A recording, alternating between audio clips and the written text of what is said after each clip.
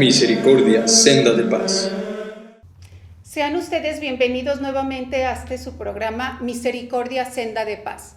En esta ocasión tenemos a un invitado, tenemos una charla muy interesante con el seminarista Rafael Becerra González. ¿Qué vamos a hablar? ¿Qué vamos a charlar? En esta ocasión les vamos a decir.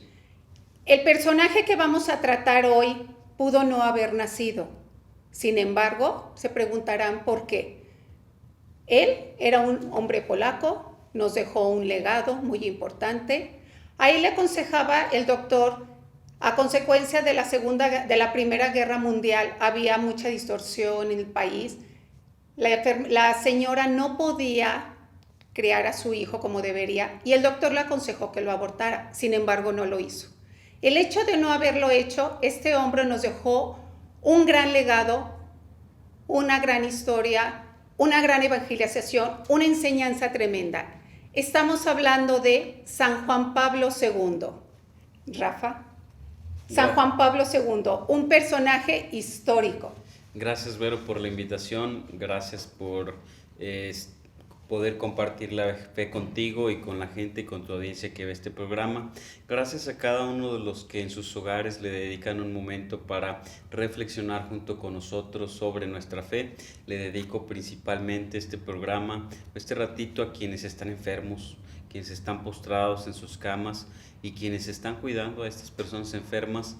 A todos ellos les dedico de manera especial este espacio de compartir nuestra fe, y además a todos aquellos que sufren alguno de las consecuencias o los efectos del COVID. Pienso que la mayoría de nosotros hemos perdido algún ser querido, nos hemos encontrado con situaciones difíciles, económicas, psicológicas o secuelas de salud muy graves para muchos. A todos ellos también va nuestra dedicación, mi dedicación especial para ellos, para estas familias. Y de manera concreta, así como tú lo has dicho, Vero, San Juan Pablo II ha sido un regalo de Dios para la humanidad, que si bien el médico le ha recomendado a su mamá que lo aborte, su madre ha dicho sí a la vida, su mamá ha dicho que sí a pesar de todas las circunstancias. Cuán bello es que una madre que tiene esta característica esencial, este regalo de Dios de dar vida, pueda decir que sí, aún a pesar de encontrarse en situaciones de dificultad. A veces las mujeres atraviesan por grandes tragedias a las que muchos hombres les llevan. Y pues también es una gran tragedia para nuestro país el que se promueva y se practiquen abortos, y que esto se promueva desde el gobierno y además se utilicen recursos públicos para ello. Por eso qué importante es que los ciudadanos, de manera organizada y convocados por los obispos, pastoreados por los obispos, hayan hecho esta manifestación de fe de lo que nosotros los católicos creemos. Nosotros creemos que cada vida es digna desde el momento de la concepción hasta la muerte natural. Cada persona es un regalo y no podemos saber si aquella persona que es abortada podría haber sido un gran regalo como lo fue Juan Pablo II. Cada persona es un regalo extraordinario que la humanidad no será la misma sin esa persona. Entonces, cada persona merece vivir, cada persona merece estar en este momento y en esta realidad. Si Dios le ha querido dar la vida, ningún ser humano tenemos el derecho de arrebatar la vida a otro ser humano. Sí, fíjate que justamente en esa manifestación que acaba de pasar me hiciste acordar que en una ocasión el Papa San Juan Pablo escribía que no estemos tibios, que católicos actuemos. Entonces en esta ocasión a nosotros de católicos nos toca actuar. Nosotros no podemos saber que estas personas que no nacieron, ¿qué iba a ser de ellos? Pero ya había un fin para ellos, ya había una misión y sin embargo se corta. En esta ocasión San Juan Pablo, el legado tan importante que nos dejó. Claro, lo que estamos hablando hoy es de San Juan Pablo II, este hombre extraordinario, el Papa Magno, el Papa Grande, el que hemos querido la mayoría de los católicos y más que todos, el que nos ha tocado a nosotros encontrarnos, escuchar, leer, rezar junto con él, cantar junto con él. Ha cambiado la historia de la humanidad en muchos sentidos. San Juan Pablo II Nació en el año de 1920, un 18 de mayo. San Juan Pablo II pues era un niño polaco. En aquella situación Polonia ha sido ocupada 2 veces en diferentes momentos, ha sentido y vivido los estragos de ocupaciones que la han llevado a perder su libertad. Y bueno, él nace de un padre que pues era un padre serio, recio, de la milicia, y de una madre de una profunda fe. Ha tenido un hermano llamado Edmund, su hermano mayor, y una hermana que se llamaba Olga. La hermana Olga pues murió de pequeña, así es que solamente creció él con su hermano Edmund. Cuando él tenía 7 años, venía de la escuela y se encuentra con la novedad de que su mamá había muerto y no pudo despedirse de su madre. Imagínense la tragedia, pero de no poder despedirte de tu madre a la edad de 7 años, vienes de la escuela y te encuentras con que ha muerto. Sí. Su hermano Edmund, que era médico, estando ayudando a diversas personas, se es contaminado con alguna enfermedad y entonces muere lejos de casa. Y no se puede despedir otra vez Karol Wojtyła de su hermano Edmund, de su hermano, segundo ser muy querido, cercano a él. A la edad de 20 años, tiene que huir de su ciudad natal de Wadowice para irse a la capital, a Cracovia. Hemos visto la película como él era actor y como él pues, le gustaban las artes, le gustaban las letras, le gustaban los escenarios. Tiene que huir de su ciudad porque es ocupada por los nazis y va hacia Cracovia y allá trabaja en una mina, en una cantera, trabajando con la piedra. Y cuando regresaba, también bellamente está ejemplificado, escenificado en la película, cuando trabajaba regresa a su casa y se encuentra ya a la edad de 21 años con que el único ser querido de su familia nuclear con el que cuenta, su padre, ha muerto y no se puede despedir de él. Imaginemos qué significa a los 21 años no tener padre, ni madre, ni hermanos, no estar en tu ciudad, saber que tu ciudad ha sido ocupada, que tú no puedes creer lo que tú quieres en aquella ciudad, que tus raíces están siendo intentadas destruir en tu ciudad. Y Juan Pablo II, Karol Wojtyła, siente el llamado de Dios y decide ir al seminario, un seminario clandestino al que ingresa en el año de 1942.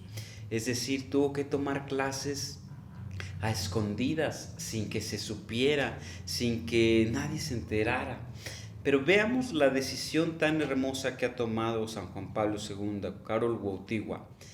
21 años solo en la vida, sin nada ni nadie. Cualquier persona hoy podría sentirse frustrada, que el mundo se le acabó. No, Juan Pablo II decide ayudarle a Dios, a llevarle más almas a Dios. Y entonces es ordenado de este seminario clandestino, luego cambiará la circunstancia, 1 de noviembre de 1946. Eso quiere decir que San Juan Pablo II tendría 26 años. Un hombre extraordinario que desde el dolor, desde el sufrimiento, decide entregar su vida al servicio de los demás, en el amor, para el beneficio de Dios. ¿Cómo nosotros podemos darle un significado a nuestro sentimiento y a nuestro sufrimiento y podemos resignificarlo y podemos transformar lo que hay a nuestro alrededor, como lo hizo Karol Wojtyła? No, pues Rafa, muy interesante su primera parte de la vida de San Juan Pablo II. Pues tenemos mucho por seguir hablando de él. Acabas de dar la introducción de la primera parte, ahora nos vamos a la segunda parte de su vida. Él ya es ordenado sacerdote, se queda sin su familia, se queda solo. Ahora, ¿qué sigue con San Juan Pablo? Porque está tan interesante su vida y tan extensa. Bueno, pues Karol Wojtyła es un sacerdote ejemplar, un sacerdote además con una salud física extraordinaria, deportista, le gustaba acampar, le gustaba pues hacer deporte todo el tiempo, invitaba a los jóvenes, era un sacerdote con mucha energía y muy pronto es ordenado obispo. Es ordenado obispo a la edad de 38 años en el año de 1958, el 4 de julio. imagínense. 4 de julio. 38 años, 1958, es ordenado Juan Pablo II como obispo. Y luego, el 13 de enero de 1946, es ordenado, de 1966, es nombrado arzobispo. Y luego, como arzobispo se ha distinguido, como arzobispo de Cracovia, se ha distinguido de una manera extraordinaria por la defensa de los derechos de los trabajadores. También en la película que hemos mencionado podemos distinguir cómo San Juan Pablo II, cuando era obispo, defiende y va a la procesión con los trabajadores y va y los defiende. Y hay una ciudad que ha intentado, ha habido un lugar en Polonia donde se ha querido construir un lugar modernista en el que no exista Dios, en el que no haya valores cristianos, y ahí habían sido martirizados algunos cristianos. Este lugar se llamaba Novauta, se llama todavía, y entonces como obispo el Papa va y celebra misas ahí, y luego va y pone una cruz ahí, pero el sistema soviético pues no le gusta, un sistema socialista, no le gusta que ponga estos valores, y luego comienzan a perseguir al Papa ya siendo obispo, y le ponen a alguien que lo persiga todos los días para que descubra los secretos de este hombre, que significa una amenaza. Y muy vigilado, ¿verdad? Significa una amenaza para todos los, por el sistema establecido, para el sistema establecido. Llega entonces el momento en el que el Papa Juan XXIII convoca al concilio Vaticano II, lo convoca en 1959 y luego lo desarrollan desde el 59, lo convoca en el 58, del 59 del 62 al 65 lo desarrollan, y el Papa Juan Pablo II participa, porque era un hombre brillante, había escrito ya algunos documentos muy interesantes, y él participa en el desarrollo del Concilio Vaticano II. Sabemos la historia de que muere el Papa Juan XXIII, que lo ha convocado, en 1959, y luego Pablo VI queda al frente y le toca la Constitución, la elaboración de las constituciones y los documentos del Concilio Vaticano II, hermosas, que quizás todavía nos hace falta descubrir y reentender o reentender lo que el Concilio Vaticano II nos ha dejado. Y el Papa Juan Pablo II participa en las sesiones y en la elaboración de los documentos de una forma increíble. En 1978 el Papa Pablo VI muere y luego es electo Juan Pablo I, el Papa de la sonrisa, un Papa de una salud frágil que muere apenas 31 días después, y luego es convocado el cónclave para elegir un Papa, y habría que elegir un Papa. Esto lo escribe Andrea Riccardi, uno de los mayores biógrafos de San Juan Pablo II. Habría que escoger un Papa que tenga muchas cualidades. La primera cualidad es que tenga vigor, que sea saludable.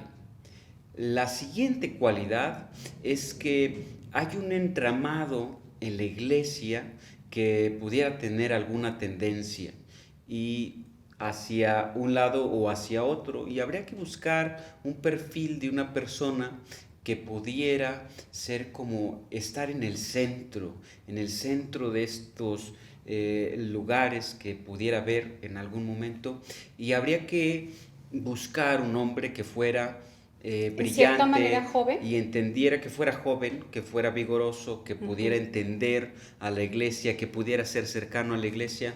Y entonces el perfil perfecto, después de varias votaciones, es Karol Wojtyła. Y entonces escogen a San Juan Pablo II, que toma este nombre primero por Juan XXIII, luego por Pablo VI y por Juan Pablo I. Entonces él hace una síntesis de estos tres últimos papas. Él toma el nombre San Juan Pablo II, y Juan Pablo II en ese momento, y entonces es electo el 16 de octubre de 1978, sale al balcón en un acto extraordinario, muy llamativo, y en su primera homilía, en su primera misa del pontificado, llama a todos a remar mar adentro, a no tener miedo, a abrir de par en par nuestro corazón a Cristo. Es un papa extraordinario que nos ha robado el corazón a todos y que es un papa que entiende a quienes sufren, es un papa que entiende a la humanidad, es un papa cercano y además se ha distinguido por ser un papa viajero. Y es muy interesante saber cómo el papa ha querido ir a visitar fuera de Italia como su primer destino Polonia, su país natal. Sí. Sin embargo, después de ser electo papa, esto lo escribe Stanislao Siwis, su secretario particular durante más de 40 años, dice, el papa, una vez que fue electo, 1978, encuentra en su escritorio una invitación para participar en la CELAM. Aunque su deseo era ir a Polonia, encuentra una invitación del episcopado mexicano para participar en la CELAM de Puebla, que se llevaría a cabo en enero de 1979. Si había sido electo papa en 1978, en octubre, bueno, esto es lo que hace que Juan Pablo II visite como primer destino fuera de Italia a México. Y entonces esta visita a México ha cambiado la visión de los pontificados y del Papa, porque el Papa Juan Pablo II viene a nuestro país en enero de 1979, habría para entonces unos 70 millones de mexicanos, una profunda pobreza en muchos sectores como la vivimos hoy. Y nuestro país había vivido unos 300 años, quizás un poco menos, de impulso de la masonería, de muchos intentos por descristianizar a la sociedad desde muchas aristas, como lo sigue haciendo hoy, desde muchas aristas se sigue haciendo, impulsando. El Papa Juan Pablo II viene y casi todos los mexicanos salen a recibir al Papa con espejitos para mostrar que allí estaban ellos. Y entonces esto llama la atención. Todo el pueblo católico mexicano sale a recibir al Papa y luego le cantan y luego van y le llevan serenata. Y ahí es donde el Papa dice, estos mexicanos saben cantar, pero lo que más saben es gritar. Sí. Ahora soy un papa mexicano. Le llama la atención a un presidente en los Estados Unidos ver este fervor del pueblo mexicano. ¿Quién es este personaje que saca a 70 millones de católicos a la calle? Ese personaje es Juan Pablo II, y entonces Ronald Reagan, presidente de los Estados Unidos, se hace luego amigo personal del Papa, y como amigo personal del Papa, luego juntos en el año de 1989 ayudarán a derribar el muro de Berlín, que representa el sistema socialista, ateísta y que busca acabar con los valores cristianos. Lo hará San Juan Pablo II. Algunos datos importantes de su pontificado rápidamente. Su pontificado hace 104 viajes apostólicos fuera de España, de Italia, hace 146 viajes al interior del país, recibe más de 17 millones de personas en sus audiencias públicas, impulsó la Jornada Mundial de las Familias, la Jornada Mundial de las Comunicaciones, la Jornada Mundial de la Juventud, donde los jóvenes del mundo se reúnen con ellos, porque él quería seguir esta nueva evangelización, nueva en su ardor, nueva en sus formas, nueva en su vigor. Y escribe 5 libros privados, 14 encíclicas, 15 exhortaciones apostólicas, 14 constituciones apostólicas y muchos otros documentos. Él ha creado 1.338 beatos y 482 santos, creó 231 cardenales, 9 consistorios, 6 reuniones plenarias, 15 asambleas de los sínodos de los obispos, mandó integrar el catecismo de la Iglesia Católica, hizo reformas al Código de Derecho Canónico, reformó la curia romana, y en su exequias más de 3 millones de personas lo han visitado. El hombre en la historia de la humanidad quien lo han visitado más personas en sus exequias, en toda la historia de la humanidad. Rafa, interesantísimo todos los datos que nos acabas de dar. En sus 27 años de pontificado del Papa, vaya que trabajó, vaya que tuvo mucho a hacer, y vaya que nos tocó ser afortunados en que viniera. O sea, siendo el mundo tan extenso, habiendo tantos países, y nos tocó San Juan de los Lagos, en la diócesis de nosotros, se podría decir. Bueno, este ha sido un viaje extraordinario, ha venido extraordinario para nosotros, sí, los de esta diócesis. Sí. Yo me acuerdo cuando era un niño, cuando era un niño, tendría 7 años, y todo el ambiente de la ciudad o de la diócesis era la visita de San Juan Pablo II. ¿Y quién podría imaginarse que en un poblado que hoy tiene 70,000, 80,000 habitantes, que en un poblado tan pequeño, tan chiquito, tan insignificante quizás para muchos, tan importante para nosotros, que sí. está en nuestro corazón, el Papa, el Vicario de Cristo, viniera a visitarlo? Bueno, ha venido el 8 de mayo de 1990, acordémonos las grandes multitudes que se juntaron ahí a su alrededor, y que San Juan Pablo II ha dicho: San Juan de los Lagos, una tierra sin igual, un lugar extraordinario. Y es que la fe de San Juan Pablo San Juan de los Lagos ha traído al Papa viajero, al Papa mexicano, porque es una diócesis rica en vocaciones, es una diócesis rica en la fe, pero sobre todo es una diócesis rica porque ha sido bañada por la sangre de sus mártires. Y ha sido Juan Pablo II quien en 1990, él no pensaba que los canonizaría, quizás lo tendría en su corazón, pero aún no los había canonizado. Hasta 10 años después, en el año 2000, canonizaría a nuestros mártires mexicanos. Bueno, San Juan Pablo II, que ha amado tanto a México y a los mexicanos, pudo venir a nuestras tierras. Yo recuerdo cuando era niño, veía la figura de San Juan Pablo II y eso me despertó la inquietud de ser sacerdote. Luego se me olvidaría, pero ahí cuando quedó. era niño, ahí estaba esa inquietud, y siempre ha sido un modelo para mí de sacerdocio, San Juan Pablo II. Cuando era sacerdote, por su dinamismo, por su pasión, por su energía, por su claridad en la fe, por su intelectualidad, por entrar a los temas de fondo. Hoy tenemos una teología del cuerpo extraordinaria de San Juan Pablo II, documentos bellísimos, Ser y Acción, Amor y Responsabilidad, que escribiría cuando todavía no era Papa. Y tenemos documentos bellísimos como Papa, Fides et Ratio, sobre la fe y la razón, Reconciliación y Penitencia, extraordinario. También. Este documento bellísimo que ha hecho sobre los laicos, extraordinario. Y este documento que le ha pedido a Benedicto XVI cuando era el cardenal encargado de la Congregación de la Doctrina de la Fe, sobre el Catecismo de la Iglesia Católica, poner todo junto es algo extraordinario. Bueno, Juan Pablo II Ahora te voy a decir, yo creo que si hay un católico que no ha leído al Papa, no me lo des por buen católico. Bueno, no estamos catalogados, pero oye, con tanto escrito, con tanto que nos ha dejado, si tan solo el catecismo. Bueno, será una cosa deseable, ¿verdad? Sí. Es una cosa deseable, alguno podrá no conocer. Pero aunque sea una frase. A ver, Rafa, nos dura poquitísimo este programa. El tema de San Juan Pablo es extentísimo, pero hay algo que no podemos dejar por fuera. El 13 de mayo.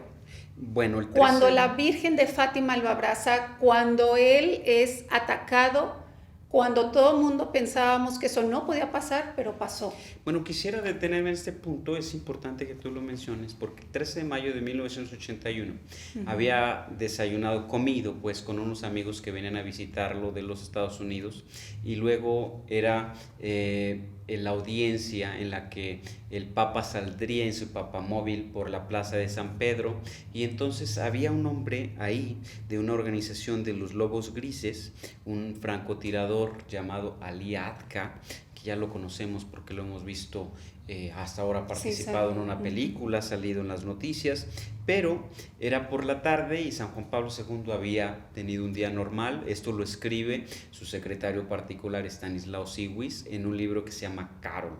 Les recomiendo mucho este libro. Dice él, era un día normal, el Papa sale a la plaza de San Pedro y se escucha un disparo.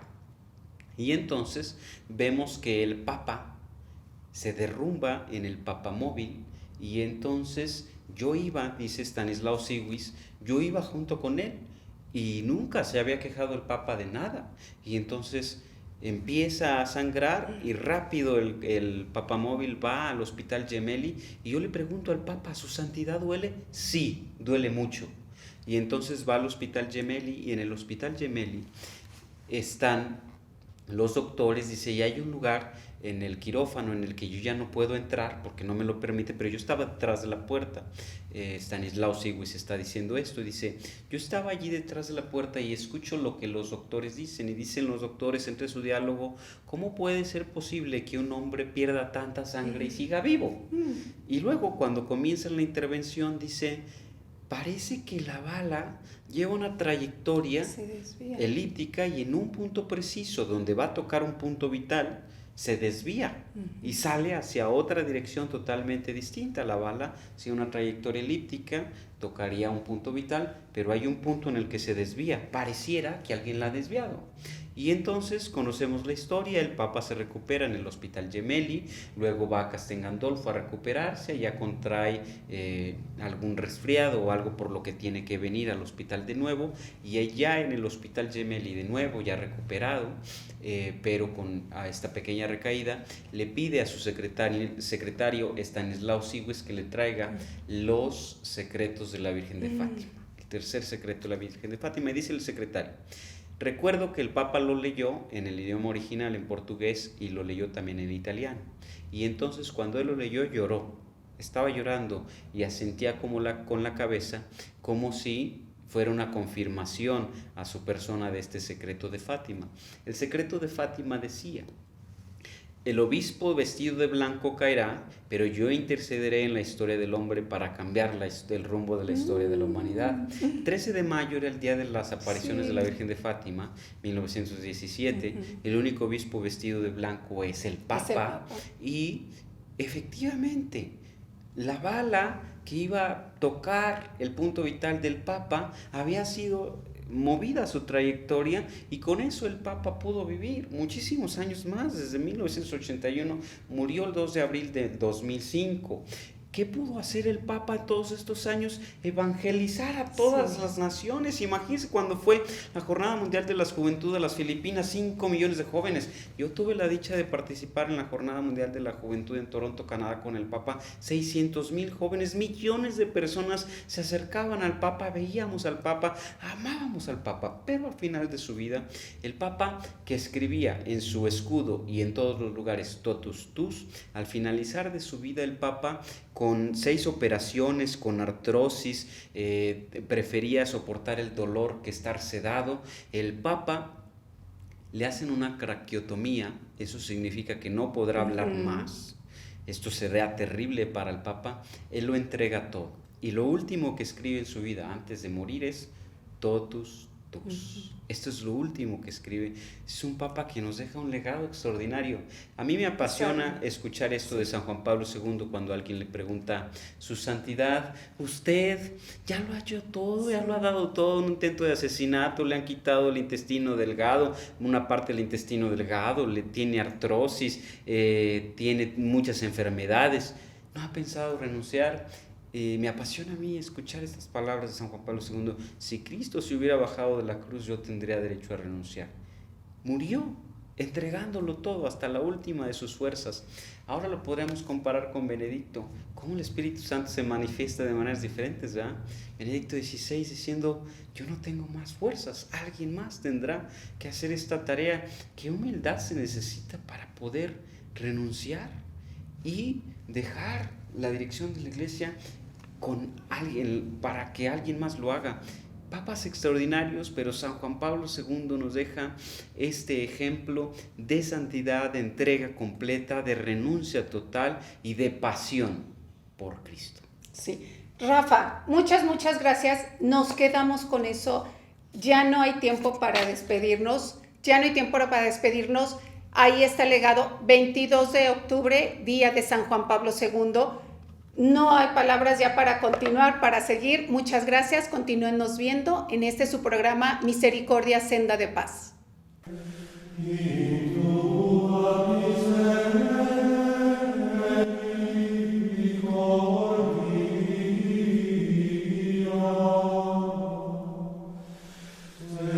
Misericordia, Senda de Paz.